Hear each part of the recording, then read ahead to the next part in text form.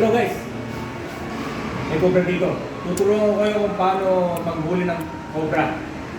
Huwag nyo gagayahin ito, mapanganib ito kasi may venom ito. Ngayon guys ito. Una, lagyan nyo lang dahan-dahan. At saka kung yung ulo ngayon, yan. Venom yan. Pag kinagat ka rito,